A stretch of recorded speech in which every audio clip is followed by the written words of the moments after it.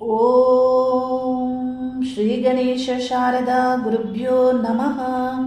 ಹರಿ ಓಂ ನಮಃ ಶಿವಾಯ. ನಮಸ್ಕಾರ. ನಾನು ಜ್ಯೋತಿಷಿಯ ವಿದ್ಯಾರತ್ನ ಆಚಾರ್ಯ ಶ್ರೀಮತಿ ಸುಗುಣ. 2026ನೇ ಹೊಸ ವರ್ಷದ ಮೊದಲನೇ ಜನವರಿ ಮಾಸದ ಗ್ರಹಗಳ ಗೋಚಾರ ಫಲಗಳನ್ನು ತಿಳಿಸ್ತಾ ಇದ್ದೀನಿ. ಉತ್ತರಾಯಣದ ಪರ್ವಕಾಲ ಆರಂಭ ಆಗ್ತಾ ಇದೆ. ಗ್ರಹಗಳಲ್ಲಿ ಮುಖ್ಯ ಗ್ರಹವಾದಂತಹ ಸೂರ್ಯಗ್ರಹ ಧನಸ್ಸು ರಾಶಿ ಮತ್ತು ಮಕರ ರಾಶಿಯಲ್ಲಿ ಸಂಚರಿಸುವ ಕಾಲವಾಗಿರುತ್ತೆ. ಸೂರ್ಯಗ್ರಹದೊಂದಿಗೆ ಕುಜಗ್ರಹ, ಶುಕ್ರ, ಬುಧ ಗ್ರಹಗಳು ಧನಸ್ಸು ರಾಶಿ ಮತ್ತು ಮಕರ ರಾಶಿಯಲ್ಲಿಯೇ ಸಂಚಾರ ಮಾಡಲಿದ್ದು, ಈ ಗ್ರಹಗಳ ಪ್ರಭಾವ ಗೋಚಾರದಲ್ಲಿ 12 ರಾಶಿಗಳಿಗೆ ಯಾವ ರೀತಿ ಫಲಗಳನ್ನು ನೀಡ್ತವೆ ಅನ್ನುವುದರ ಬಗ್ಗೆ ತಿಳಿಸ್ತಾ ಇದ್ದೀನಿ.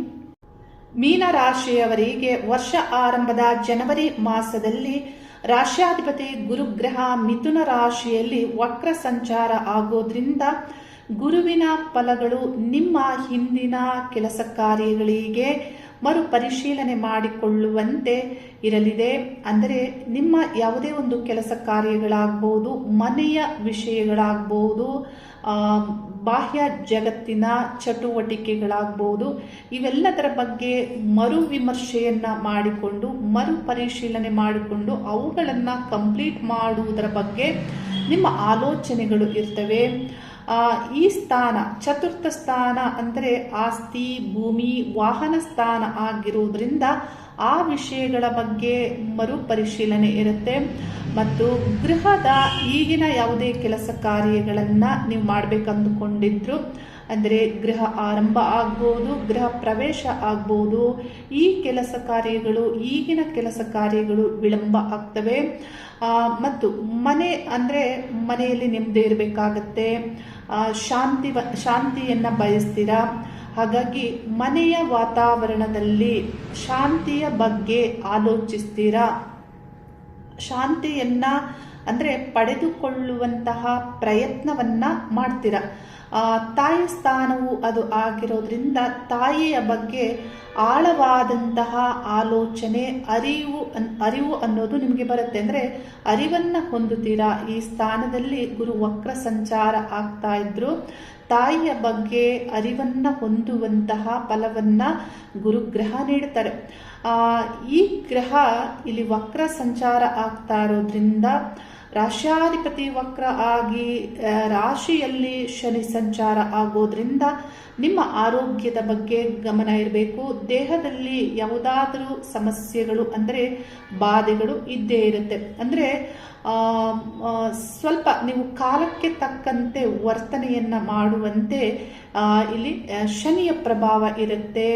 ಮತ್ತು ಸ್ವಲ್ಪ ಸ್ವಾರ್ಥ ಭಾವನೆಯಿಂದ ಮನಸ್ಸಿನಿಂದ ಯೋಚಿಸ್ತೀರಾ. ಏಕೆಂದರೆ ರಾಶ್ಯಾಧಿಪತಿಯು ಇಲ್ಲಿ ವಕ್ರ ಮತ್ತು ನಿಮ್ಮ ಜನ್ಮ ರಾಶಿಯು ಶನಿಯಿಂದ ಪೀಡಿತ. ಹಾಗಾಗಿ ಇಲ್ಲಿ ಕಾಲಕ್ಕೆ ತಕ್ಕಂತೆ ಬದಲಾಗ್ತೀರಾ ಮತ್ತು ವರ್ತಿಸ್ತೀರಾ. ಮತ್ತು ಸ್ವಲ್ಪ ಸ್ವಾರ್ಥ ಲೋಭದಿಂದ ನೀವು ಇರುವಂತೆಯೂ ಇಲ್ಲಿ ಈ ಗ್ರಹಗಳ ಪ್ರಭಾವ ಆಗಲಿದೆ. ಮತ್ತು ನಿಮ್ಮ ಜನ್ಮ ರಾಶಿಯನ್ನ ದಶಮದಿಂದ ಕುಜಗ್ರಹ ವೀಕ್ಷಿಸ್ತಾರೆ. ಹಾಗಾಗಿ ಸ್ವಲ್ಪ ಏನಾದರೂ ಕಲಹಗಳು ಆಗಬಹುದು, ದೇಹಕ್ಕೆ ಏನಾದರೂ ಜ್ವರ ಬರುವಂಥದ್ದು, ಶೀತ ಆಗುವಂಥದ್ದು, ಈ ರೀತಿಯೂ ಆಗಬಹುದು. ಇದರ ಬಗ್ಗೆಯೂ ಗಮನ ಇರಬೇಕಾಗುತ್ತೆ. ಇನ್ನು ದಶಮದಲ್ಲಿ 4 ಗ್ರಹಗಳ ಸಂಚಾರ ಆರಂಭದ 2 ವಾರಗಳು ಆಗಲಿದೆ. ಇಲ್ಲಿ ದಶಮದಲ್ಲಿ ಈ ಗ್ರಹಗಳು ಯಾವ ಫಲವನ್ನು ನೀಡ್ತಾರೆ ಮೀನರಾಶಿಯವರಿಗೆ ಪ್ರಾರಂಭದಲ್ಲಿ ಅಂದರೆ ರೆಸ್ಟ್ಲೆಸ್ ವರ್ಕ್ ಮಾಡುವಂತೆ, ಹಾರ್ಡ್ ವರ್ಕ್ ಮಾಡುವಂತೆ ಈ ಎನರ್ಜಿ ಗ್ರಹಗಳ ಪ್ರಭಾವ ಇರಲಿದೆ. ಅಂದರೆ ಸೂರ್ಯ ಮತ್ತು ಕುಜಗ್ರಹಗಳ ಸಂಚಾರ ಮೊದಲ 2 ವಾರಗಳು ಅಲ್ಲಿ ಆಗೋದ್ರಿಂದ, ಅಂದರೆ ಕುಜ 16ನೇ ದಿನಾಂಕದವರೆಗೂ ನಿಮ್ಮ ದಶಮ ಸ್ಥಾನ ಮೀನರಾಶಿಯಿಂದ ಧನಸ್ಸು ರಾಶಿಯಲ್ಲಿ ಸಂಚರಿಸ್ತಾರೆ. 14ನೇ ದಿನಾಂಕದವರೆಗೆ ಸೂರ್ಯಗ್ರಹವು ಸಂಚರಿಸ್ತಾರೆ ಮತ್ತು ಅವರೊಂದಿಗೆ ಶುಕ್ರ, ಬುಧ ಗ್ರಹಗಳು ಸಂಚರಿಸ್ತಾರೆ. ಇಲ್ಲಿ ನಿಮ್ಮ ಕೆಲಸ ಕಾರ್ಯಗಳಲ್ಲಿ ರೆಸ್ಟ್ಲೆಸ್ ಆಗಿ ಕೆಲಸಗಳನ್ನು ಮಾಡ್ತೀರಾ, ಹಾರ್ಡ್ ವರ್ಕ್ ಮಾಡ್ತೀರಾ. ಆಗ ಏನಾಗುತ್ತೆ, ನಿಮಗೆ ಒಳ್ಳೆ ಹೆಸರು ಬರುತ್ತೆ, ಬೇರೆಯವರಿಂದ ಪ್ರಶಂಸೆಯೂ ಬರಬಹುದು. ಈ ರೀತಿ ಈ ಗ್ರಹಗಳ ಪ್ರಭಾವ ಇದೆ. ದೊಡ್ಡ ಗುರಿಗಳನ್ನು ದೊಡ್ಡ ಗುರಿಗಳ ಆಲೋಚನೆಯನ್ನು ಮಾಡ್ತೀರ. ಅಂದರೆ ಬಾಹ್ಯ ಜಗತ್ತಿನ ನಿಮ್ಮ ಯಾವುದೇ ಒಂದು ಚಟುವಟಿಕೆಗಳಾಗ್ಬೋದು, ಅವುಗಳ ಬಗ್ಗೆ ನೀವು ರಿಸ್ಕ್ ತಗೊಂಡು ಕೆಲಸ ಕಾರ್ಯಗಳನ್ನು ಮಾಡುವುದಕ್ಕೆ ಇಲ್ಲಿ ನಿಮಗೆ ಕುಜಗ್ರಹ ಮತ್ತು 6ನೇ ಸ್ಥಾನಾಧಿಪತಿಯಾದಂತಹ ಸೂರ್ಯಗ್ರಹ ಬಲವನ್ನು ನೀಡುತ್ತಾರೆ. ಉನ್ನತ ಅಧಿಕಾರ ಯೋಗದಲ್ಲಿ ಇರುವವರಿಗೂ ಬಹಳ ಟ್ಯಾಲೆಂಟ್, ಬುದ್ಧಿವಂತಿಕೆಯಿಂದ, ಬಹಳ ಸಾಮರ್ಥ್ಯ, ಆತ್ಮವಿಶ್ವಾಸದಿಂದ ನಿಮ್ಮ ನಿರ್ಧಾರಗಳನ್ನು ತೆಗೆದುಕೊಳ್ಳುವಂತೆ ಈ ಗ್ರಹಗಳು ಪ್ರಭಾವವನ್ನು ಮಾಡ್ತಾರೆ. ಅಂದರೆ ಮೇಲ್ಸ್ಥಾನದಲ್ಲಿ ಇರುವಂತಹ ರಾಜಕೀಯ ವ್ಯಕ್ತಿಗಳಿಗೆ, ನಾಯಕರಿಗೆ, ಒಂದು ಕಂಪನಿಯಲ್ಲಿ ಮೇಲ್ಸ್ಥಾನದಲ್ಲಿರುವಂತಹ ಅಂದರೆ ಬಾಸ್ ಅಂತ ಅನ್ನಿಸಿಕೊಳ್ಳುವವರಿಗೆ ಈ ಗ್ರಹ ದಶಮದಲ್ಲಿ ಸಂಚಾರ ಆಗೋದ್ರಿಂದ ಒಳ್ಳೆ ಫಲವನ್ನು ನೀಡ್ತಾರೆ. ಇನ್ನು ಸೇವಾ ವೃತ್ತಿ ಸ್ಥಾನದಲ್ಲಿ ಇರುವವರಿಗೂ ಷಷ್ಠಾಧಿಪತಿ ಸೂರ್ಯಗ್ರಹ ದಶಮ ಧನಸ್ಸು ರಾಶಿಯಲ್ಲಿ ಸಂಚರಿಸುವಾಗಲೂ ಒಳ್ಳೆ ಫಲವನ್ನು ನೀಡುತ್ತಾರೆ. ಈ ಗ್ರಹಗಳು ಲಾಭಸ್ಥಾನವನ್ನು ಪ್ರವೇಶಿಸಿದಾಗಲೂ ಒಳ್ಳೆ ಫಲವನ್ನು ನೀಡ್ತಾರೆ.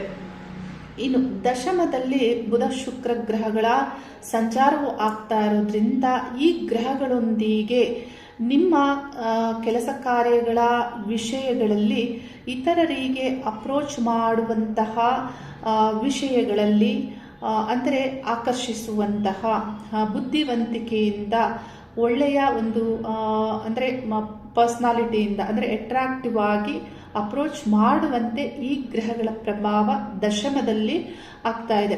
ಹಾಗಾಗಿ ಪ್ರಾರಂಭದ 2 ವಾರಗಳು ಒಳ್ಳೆ ಫಲಗಳನ್ನೇ ಈ ಗ್ರಹಗಳು ದಶಮದಲ್ಲಿ ನೀಡುತ್ತಾರೆ. ಆ ನಂತರವೂ ಈ ಗ್ರಹಗಳು ಲಾಭಸ್ಥಾನವನ್ನು ಪ್ರವೇಶಿಸ್ತಾ ಇದ್ದಾರೆ. ಹಾಗಾಗಿ ರಾಶ್ಯಾಧಿಪತಿ ವಕ್ರ ಸಂಚಾರ ಆದರೂ ಈ ಗ್ರಹಗಳು ಲಾಭಸ್ಥಾನವನ್ನು ಪ್ರವೇಶಿಸ್ತಾ ಇರೋದ್ರಿಂದ ಒಳ್ಳೆ ಫಲಗಳನ್ನು ಈ ಗ್ರಹಗಳು ನೀಡ್ತಾರೆ. ಯಾವ ರೀತಿ ಒಳ್ಳೆ ಫಲಗಳು ನಿಮಗೆ ಲಾಭಸ್ಥಾನದಲ್ಲಿ ನೀಡ್ತಾರೆ ಅಂದರೆ, ಸೂರ್ಯಗ್ರಹ 14ನೇ ದಿನಾಂಕ ಅಂದರೆ ಮಕರ ರಾಶಿಗೆ ಲಾಭಸ್ಥಾನಕ್ಕೆ ಪ್ರವೇಶಿಸ್ತಾರೆ. ಷಷ್ಠಾಧಿಪತಿಯಾಗಿ ಶತ್ರುಗಳಿಂದಲೂ ಲಾಭ, ಮತ್ತು ಸಪ್ತಮಾಧಿಪತಿಯಾದಂತಹ ಬುಧಗ್ರಹ 17ನೇ ದಿನಾಂಕ ಲಾಭಸ್ಥಾನ ಮಕರ ರಾಶಿಯನ್ನು ಪ್ರವೇಶಿಸ್ತಾರೆ. ವ್ಯಾಪಾರ ವ್ಯವಹಾರಗಳಿಂದ ಲಾಭ, ಪತ್ನಿಯಿಂದ ಲಾಭ, ಪಾಲುದಾರಿಕೆಯ ವಿಷಯಗಳಿಂದ ಲಾಭ, ಮತ್ತು ಚತುರ್ಥಾಧಿಪತಿಯಾದಂತಹ ಬುಧಗ್ರಹವು ಆಗಿರೋದ್ರಿಂದ ಈಗಾಗಲೇ ಗುರುಗ್ರಹ ಅಲ್ಲಿ ಸಂಚರಿಸ್ತಾ ಇರೋದ್ರಿಂದ ನಿಮ್ಮ ಯಾವುದೇ ವಿಷಯಗಳನ್ನು ಕಂಪ್ಲೀಟ್ ಮಾಡಿಕೊಳ್ಳುವುದಕ್ಕೆ ಈ ಗ್ರಹ ಬುಧಗ್ರಹವು ಇಲ್ಲಿ ಫಲವನ್ನು ನೀಡ್ತಾರೆ.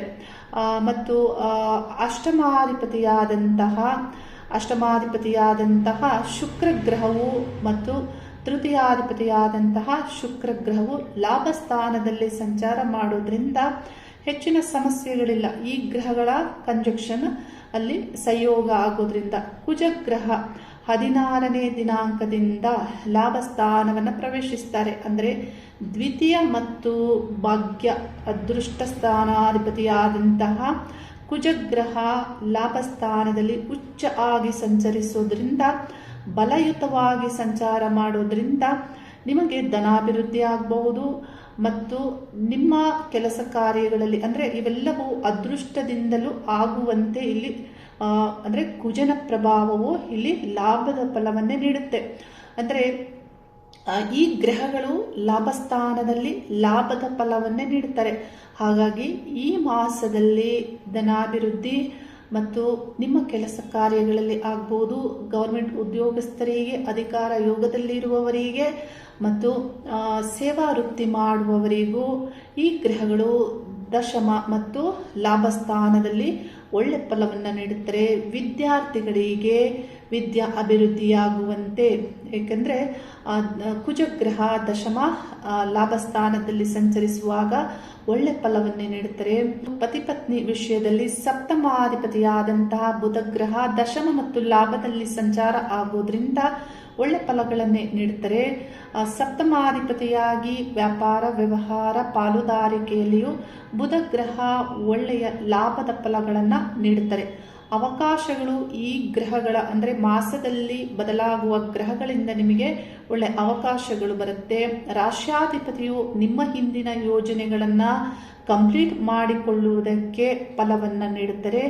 ಹಾಗಾಗಿ ಪ್ರಯತ್ನವನ್ನು ಪಡಿ. ದೊಡ್ಡ ದೊಡ್ಡ ನಿಮ್ಮ ಆಲೋಚನೆಗಳು ಏನಿದೆ ಅವುಗಳ ಬಗ್ಗೆಯೂ ಸರಿಯಾದಂತಹ ಪ್ಲಾನ್ ಮಾಡಿ ಯೋಚಿಸಿ ಮುಂದುವರಿರಿ ಅನ್ನೋದನ್ನು ತಿಳಿಸುತ್ತಾ, ಮೀನರಾಶಿಯವರಿಗೆ ಶುಭವಾಗಲಿ. ಹರಿ ಓಂ ನಮಃ ಶಿವಾಯ.